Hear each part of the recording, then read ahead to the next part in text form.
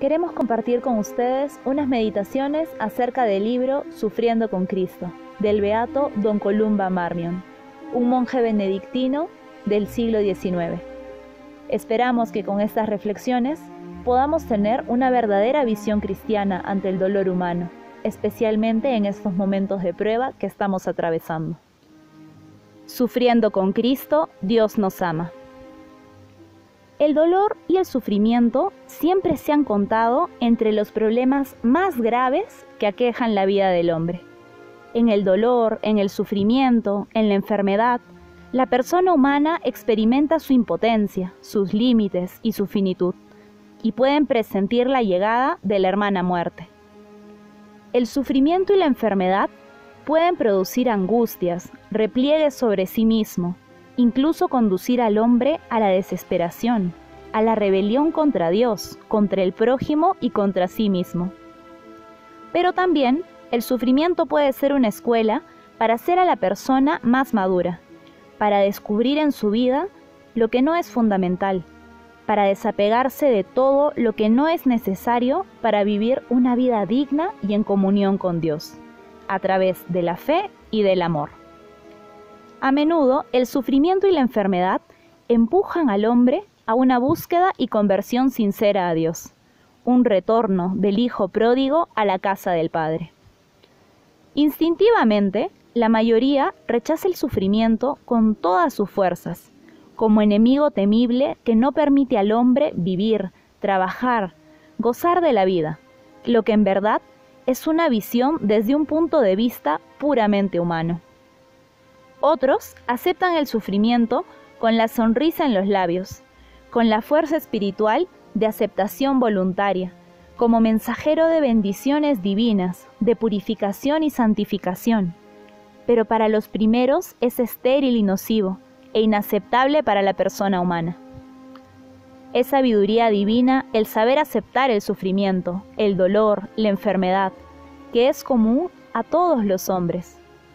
Es una ciencia difícil, un arte delicado que no siempre está al alcance de todos, el poder de aceptar con serenidad y paz el sufrimiento, el poder de enseñar con eficacia una ciencia tan difícil para los que sufren. En la Sagrada Escritura se rescata al hombre que sufre ante Dios, que se lamenta por su enfermedad.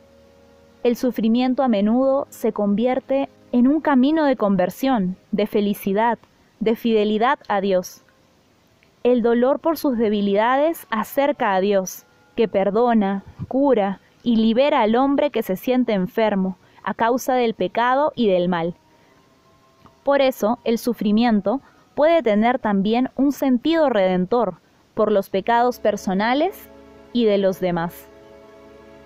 En los textos bíblicos, generalmente se pide al que sufre, al enfermo, que tenga fe en Dios.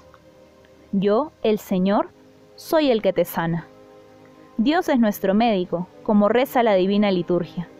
La compasión de Dios hacia los que sufren, enfermos, pecadores, y hacia sus numerosas dolencias de toda clase, es un signo misericordioso de que Dios ha visitado a su pueblo. Cristo Dios vino no solamente a perdonar nuestros pecados, sino a curar todas nuestras dolencias humanas y espirituales. El Señor es el médico que cura nuestras enfermedades corporales y espirituales. Es el libertador de nuestras debilidades. Así, la Sagrada Escritura nos enseña sobre la compasión de Dios.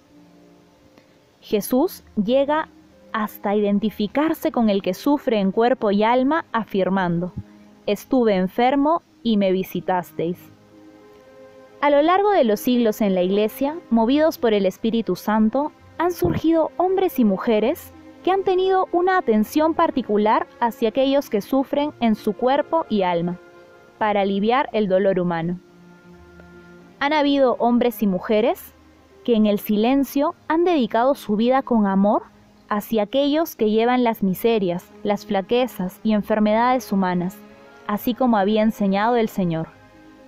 Otros no solamente estuvieron cerca del dolor y del sufrimiento, sino que han dejado preciosos escritos sobre el sufrimiento y la misericordia de Dios, mensajeros de alivio, de sanación, de liberación interior. Existen preciosos escritos en la Iglesia que acercan una respuesta de esperanza y de misericordia de Dios hacia el hermano que sufre. Entre estos predicadores y escritores se encuentra también la palabra consoladora del beato Don Columba Marmion, quien, por gracia divina, supo dejar un válido mensaje de esperanza, de misericordia divina ante el dolor, la enfermedad, el sufrimiento humano, aún ante la misma muerte. Don Marmion, entregado completamente al amor de Cristo Dios, a la voluntad de Dios Padre, no aspiraba otra cosa que acercar a los hombres a Cristo crucificado. Marmion fue de aquellos hombres de quienes se dice: ha tenido una enorme influencia sobre aquellos que se le acercaban, no solamente a través de sus palabras, sino de sus escritos ascéticos. En las horas de pruebas, de dolor y sufrimiento, es cuando más se descubre el carácter de ayuda y esperanza de las enseñanzas de Don Columba. A través de sus enseñanzas sobre el sufrimiento y la esperanza divina, ha ayudado a los enfermos y a los que sufren a encontrar un alivio espiritual y moral para acercarse a Dios y confiar en la misericordia del Señor, en lugar de replegarse a sí mismo y cerrar toda entrada de ayuda espiritual de los demás. Don Marmion no fue privado del dolor humano, pero, como confirman sus biógrafos, la experiencia del dolor humano es en él inmensa. Él ha experimentado el dolor en todas sus formas, como él mismo afirmaba: yo procuro hacer frente con una sonrisa a todo aquello que me contraría. Hay pues algo heroico en él. Sabía por experiencia que nada hay más eficaz que llevar a la persona al pie de la cruz del Señor, meditando los dolores de Cristo que sigue nuestros caminos, vive nuestra pobreza, nuestras necesidades, nuestras miserias y la misma muerte, poniéndose en nuestro lugar para liberarnos del pecado, de la desesperación y condena eterna. Don Marmion no proponía macumberías modernas para liberarnos del dolor y de las desgracias humanas, sino que invitaba la unión continua con la fuente de agua viva que corre del Calvario, para que el sufrimiento se transforme en una fuerza espiritual de redención personal y para todos. En las horas de dolor, poner la imagen del Cristo en la cruz y tener una predisposición interior de paciencia silenciosa, de amor ardiente, de abandono filial a la voluntad del Padre, y por último, de preparar el alma ante la hermana muerte, junto a Cristo, quien, como única fuente, concede toda fuerza, luz para aceptar con serenidad el momento supremo de la vida, que es el paso de la presente a la eternidad. La fecundidad de dolor, del sufrimiento, de la enfermedad, purifica y desprende el alma de las ataduras del pecado, de las fragilidades, y es fuente de paz y serenidad interior. El sufrimiento y luego el triunfo sobre el mismo son la prolongación del sufrimiento y triunfo de Cristo.